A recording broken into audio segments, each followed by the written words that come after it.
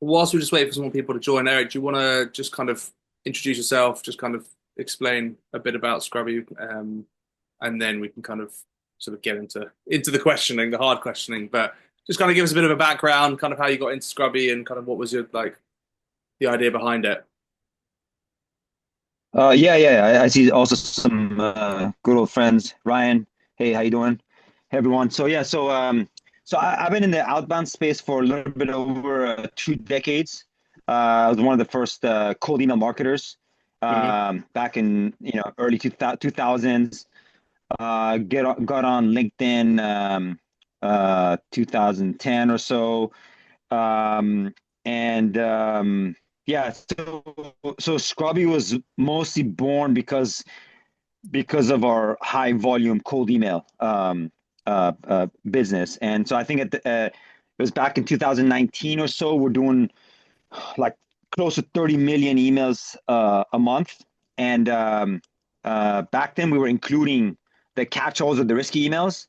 And so the way we were getting around it is we were diluting our emails, meaning out of the 30 million, like I think, I don't know, 15 or 20 were actual real emails. The other 10 were just like, we're sending emails to ourselves, right? Just so we can show a much low bounce rate. And it was working for, I think, for like 4 or 5 years until it stopped working, right? Until I think the ESPs and spam filters got smarter and they're like, hey, this guy's hard bounce rate is just too much on these bounces, on these catch-alls. So what we did is we were forced to like just omit the catch-alls, and that was like 50% of the volume, right? So now Mm-hmm. we went from the 20 million plus the 10 million kind of fake diluted emails to like under 10 million because we were throwing the 10 million catch-alls out. And it took us about like a year and a half or so to build a scalable method on actually validating the catch-alls before we were including them in our campaign emails. And that's how Scrubby was born. So, Right. and then the method is fairly straightforward. We're actually sending an email from gmail.com emails, but in a scalable fashion. And then we're just detecting the hard bounces and taking the hard bounces out. Um, and that's how we're validating. We just find a way to like uh, do this at scale. Right. And do you find like a lot of like the customers that are coming to you, this is kind of their biggest problem, which is they're losing like half of their data, or when they run it through another other validation tools as opposed to like yours. I mean, they're losing a huge chunk of quite valuable data. 100%. So I think so. There's like I'd say less than 10-20% of the users take the risk of including the catch-alls unvalidated in their emails. Hmm. If it's a warm list, and meaning if it's an opt-in list or house list, the engagement on the good emails is so high, you can get away with it. But if it's cold, it's going to burn your sender score. So I think by now, 80%, 90% of the smart cold email marketers have realized, all right, you know what? I either got to validate the catch-alls or throw them away. So most of our users are the ones that are omitting and throwing away the catch-alls, and we're like, hey, let us fix them. And overnight, you're doubling your lead list and your volume and lead flow. There's a third category of users that that with this confidence, they're tapping into some lower confidence emails from data sources that they're getting. Apollo, ZoomInfo, Cognizant, right? They all have like different confidence rating on the validity of the emails. The Mm. lower confidence or the lower like they call it guess or whatever, lower confidence emails, they have a much higher ratio of risky or catch-all emails. So most people, because if they're pulling a list from Cognizant and let's say 70% of them come back as catch-all, it's just not worth it's not worth the investment. So they don't even tap into it. But now with Scrubby, what we're seeing is like not only are they doubling that initial lead list on the fairly high confidence emails that they're pulling from these data sources, but now they have the option to tap into the lower confidence email. So now, in some cases, we've seen a tripling or quadrupling of the lead size Mm. that they're doing. So yeah. Do you find that so you mentioned there the big players of the data, so Apollo and Cognitum and this kind of thing. I mean, in terms of their like actual data quality, I mean, I guess because you're seeing data from all of these guys come through your system. Like, I mean, where because the feedback I get from people is like the data in all of those tools is getting worse and worse, and that the emails are getting a bounce rate of 30-40% sometimes on these emails from these providers. So is that kind of what you're seeing with these guys? And I mean, have you seen any other like alternative data providers who are better and play a game better? Because it's a big problem. And I think it's especially people who have spent huge amounts and big annual contracts with some of these providers are quite rightly pissed off about it. Hmm. Yeah. Good. I can't really speak on. All right, is the high confidence score email of zero bounce or of Zoom info better than Apollo's or whatever? But the rule of thumb is whichever data source that you're pulling and whichever confidence scores that they're giving you on emails, you got to validate. I mean, that's like bare minimum, right? And so you're supposed to validate them using most of the traditional, we call them SMTP based validation tools like Zero Bounce, Never Bounce, which is owned by ZoomInfo, Million Verifier. There's a lot of these, right? Yeah. That they will give you real time validation at the SMTP level. They'll give you valids and invalids on like half of the list, and the other half of the list they're gonna come back and say, hey, we can't validate them because they're risky. But they'll at least tell you which ones are risky or catch-alls, right? Or accept-alls, right? And then so best practice is you give us the other, like so you run it through SMTP-based validation, at least get half of the list validated or invalidated, and then the other half give it to Scrubby. And that's why we've built a tight integration with some of the popular tools like debounce, Zoom, zero bounce, never bounce, and million verifier. So you just put in your API key, do the first layer through them. They're a lot cheaper and faster.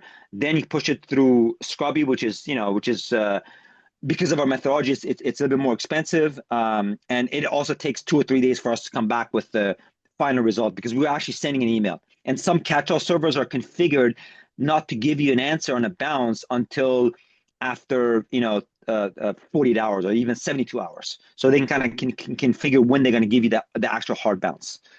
But do you find that problematic because I guess with all these tools, there's an Clay, for example, you could smash a list in there and you can run a quick search. It'll validate all the emails for you, whether or not. And I guess people were having to wait 2 or 3 days. Do your customers kind of find that because I know you're working on real time validation, right? From my understanding. So like, Yeah. how are you going? How are you managing to do that? If what you've said, when it takes a couple of days to figure out, if it is legit email or not. Yeah. So we're actually working closely with Clay. There's a way to integrate Scrubby within the Clay framework. We're concurrently we're also working on a native tight integration with Clay, and Clay already has tight integrations with Never Bounce and a few other players out there. The thing is, there are ways to validate catch-alls in a real-time fashion through account sign-in attempts on Google Workspace or Office. There's a few other methods. There used to be this people chip method, but the false positives, especially on people chip method, is very high. You might get like 20%, 30% false positives, and it kind of negates the point of you, like doing the validation.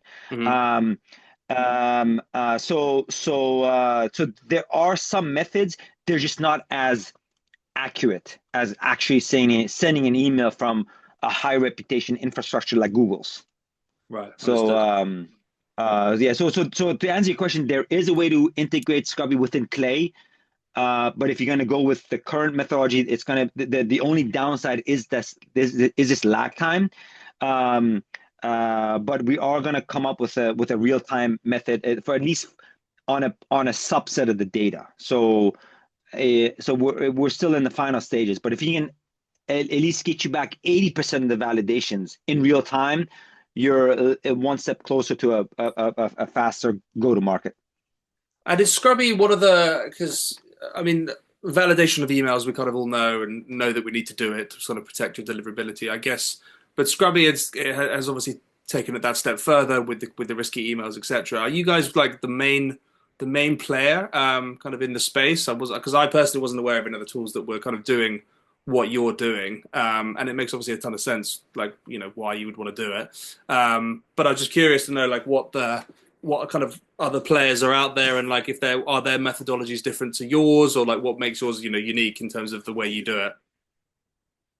Yeah, yeah. As a matter of fact, we were actually on a call with a top five data player yesterday. We can't disclose their name, but they so there, to answer your question, there are some tools that claim to do catch-all validations in a real-time method. They're also cheaper than Scrubby, but in this particular conversation yesterday, this data player they were using it. They're not happy with the hard bounces. They're getting 15% hard bounce. So that's why they're talking to us. So they're again, I think you're trading off accuracy for cost and speed.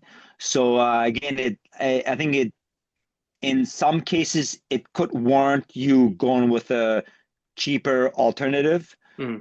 But if you want accuracy and you care about protecting your sender score, Scrubby is well worth the investment. Because I guess as well, like even if you have a list and you run it through validation, like you lose X% of it, whatever, like at least you can still get going with those initial leads, and then obviously it takes a couple of days for the rest to come back. You can just add them in there and off you go. So I guess it's worth the wait because otherwise they'd be dead leads anyway. And in terms of like deliverability as a Yeah, whole, I'd be interested to yeah, kind of yeah. I'd be interested to kind of understand like your take on what's kind of happening in the market right now in terms of just like email deliverability, because it's obviously becoming a much more challenging. Email's getting harder and harder and harder, and obviously like this is email validation is one piece of a quite a big pie, and there's lots of different things popping up with like sort of different servers, and there's lots of different tools now that can kind of facilitate that. So I'd be curious to understand like what your take on it is, and kind of what best practices are just moving forward. Because I guess obviously you're hearing from your clients, you're knowing you hear what they do, you understand kind of what their strategies are. So it'd be good to kind of understand a bit more about that. Yeah, yeah. So, I mean, in terms of deliverability, like obviously list hygiene is number one, right? You got to cover that, and that's easy to cover. Um, the other one is messaging, right? And if you follow Nick Abraham or any other influencers on Twitter, you're gonna see a lot of really good example of short copy, right? I mean, I think like Mm. one of the ones that I've seen is like, and that we also use successfully is like it's literally a one question first touch email, right? And we've also done some testing where we cut the length of the email by over 50%. It went through, and almost similar messaging it didn't. So copy is the second important factor, and then infrastructure for the most part of last year, Google Workspace, Office 365 were the solution, but they've really tightened the belt. So you've seen, Mailreef and some and Superwave and Hypertide, which some of them are using Microsoft Azure's infrastructure. They're popping up, or they're just warming up their own SMTP, or they're warming up their own IPs, and pushing it through an SMTP server. So we're going to see more of that this year. So, and then the other thing that I've seen, smartly or instantly have it was where like if you're using Office 365, send it to the recipients of Office 365, and you can do that through an MX lookup, or I think that some of the tools. The point is you want to diversify your infrastructure, right? You can't just push everything from Microsoft or Google. Mm. So that's the additional, and you also need to rotate your domains every quarter. And the other That thing is frequently, like do you think, is it? Yeah, because every 3 months for fresh new domains. Eh, every 3 months, or at least have some that are on warm up, put them on, like use them for 2 months, let the other ones kind of like rest and recover, and then roll in the other ones that were warming up for like a warm for a month or so, and and yeah, and we also use a lot of non-branded domains. So domains that are like aged, they're not branded, right? So it's not like mail-trigify.io, but it's something more generic, is like leadgen.a.com or something, right? So these are non-branded where you can recycle them across your clients. And the good thing is like you don't have to throw them away if you lose a particular client, right? You let them yeah, so you can cycle them across different clients. Have you seen anything? This is something So that was coming up on LinkedIn, and I noticed that like in terms of like forwarding on domains, and if you have like multiple, let's say if you're using Google for example, and you've got like 30 domains all pointing to one particular like your company, your main website, etc. Like, do you think have you seen that having an effect on deliverability? I've seen that kind of as a conversation kind of popping up a few places, and well, I'd be interested to get your take on that because I like, I think there's there's obviously a lot of scaremongering on LinkedIn about, what's going on, but I've seen it pop up a few times. I was curious to kind of see if that's something you've been aware of. yeah, good question. So we we don't do the forwarding. I think we did some tests initially where we were Mm. getting penalized for that domain forwarding. So we're just like right now that the domain is just not going anywhere, or you can have the domain point, you can just put the client logo on that particular domain if you're using it. And so Mm. it's a standalone website. It's not forwarding it. And if you go there, it's going to show IBM's logo on it, right? And then you have to click on the logo to go to IBM, right? So you can say, hey, Okay. I'm using, we're using this website on behalf of IBM, and then so so you're not taking that risk of getting penalized for that redirect. Interesting. That's a good tactic. I You know, like we, that. yeah. So there are some spam filters that will take some points off of your sender score because it's not a standalone uh, sender domain. There's a lot of landing pages you've got to set up if you're really doing big campaigns. That's a massive pain for someone in the Yeah. team. Funny. And in terms of, because I'd be curious to understand, like from a data perspective. I mean, like because Trigify has kind of been built all around this idea of trying to find people who are engaging with certain topics or are coming from a source where they've been liking a certain profile, they've been liking certain content, and really like the spray and pray, I suppose, kind of mentality of yesteryear now, I think, but that kind of approach.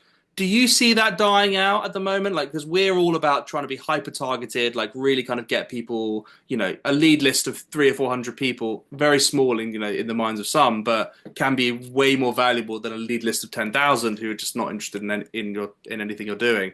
And I was curious to see, like, is that something you've seen across your clients where they are kind of taking that approach, or is the sort of volume is king mentality still very much prevalent with cold email?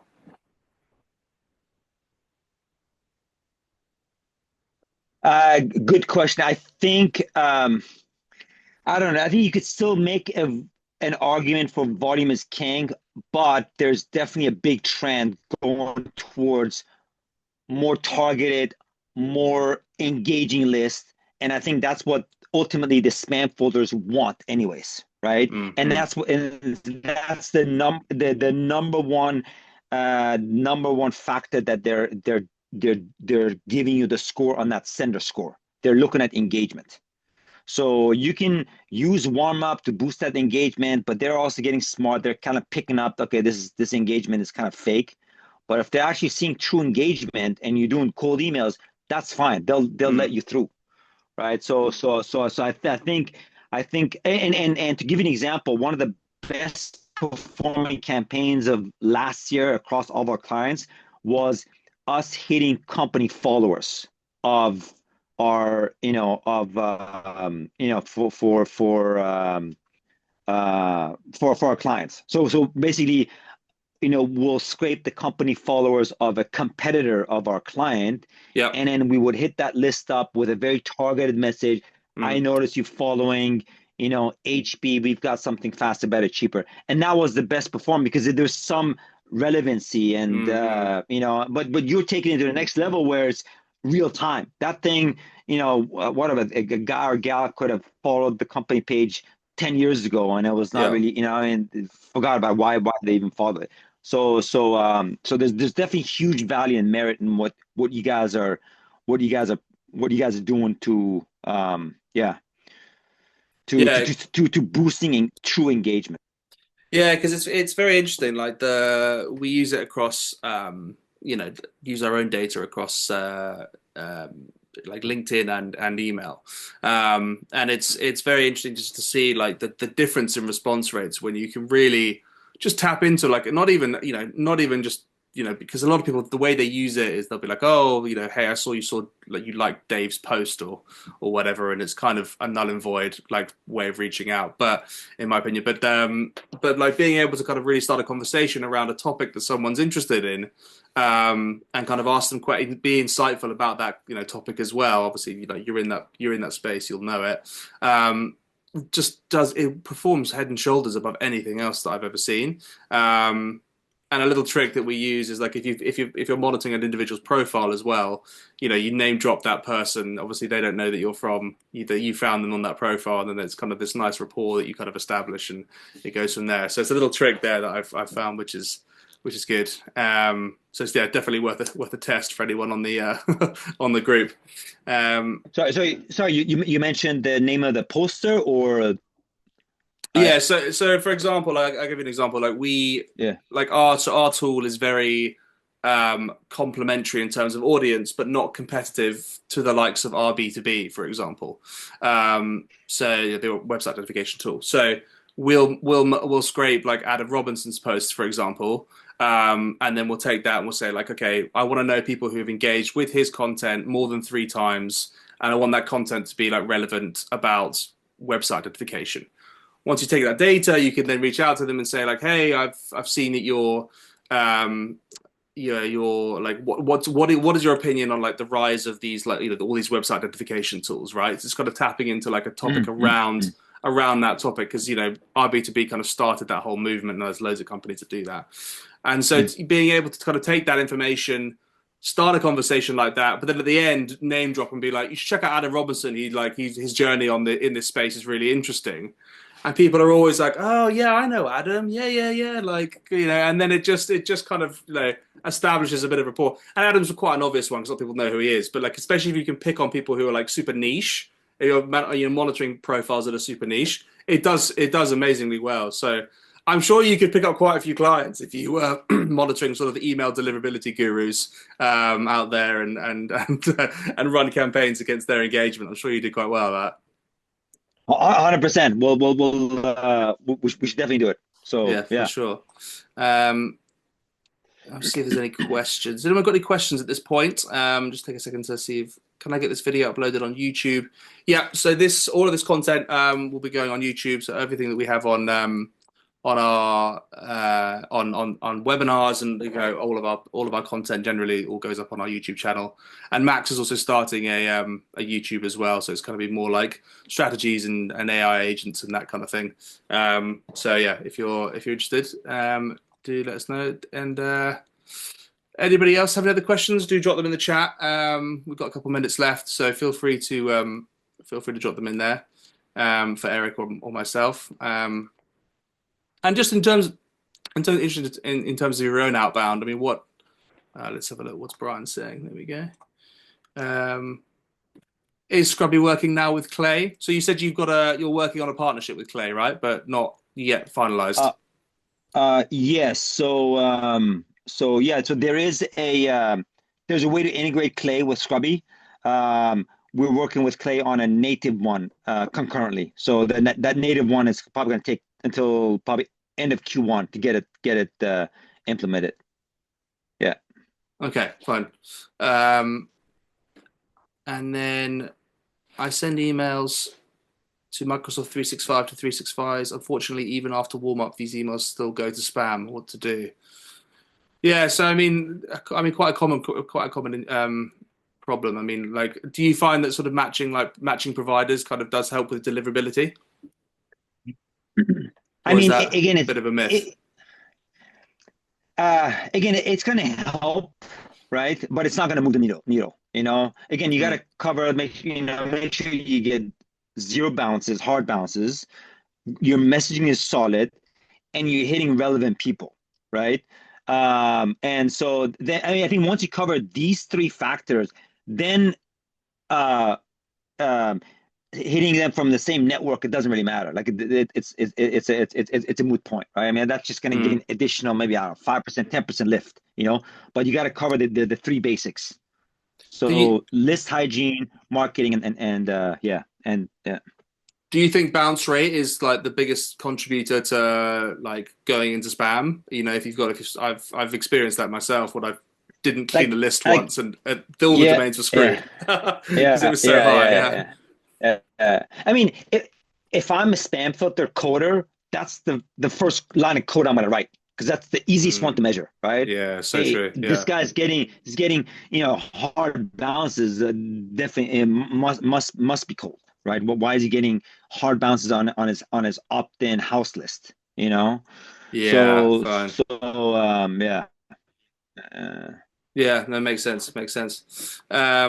Cool. All right, guys. We'll wrap it up there. Just come to the end of half an hour. But yeah, unless anybody else had any other questions, feel free to drop them in. We'll do one more if you've got anything else. If not, thank you, Eric, for being on this webinar. Appreciate you being here, taking the time to have a chat with us. All things email deliverability, a topic I find it very interesting, but also incredibly stressful. Because it feels like I'm constantly playing stressful.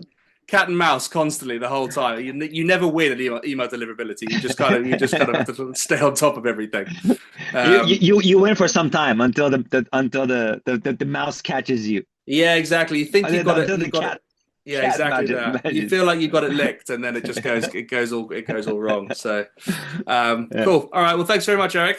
Speak to you soon, Awesome. and thanks Thanks, everyone for Guru. tuning in. Cheers, buddy. All right. Thanks, everyone. Cheers. Bye. Bye bye.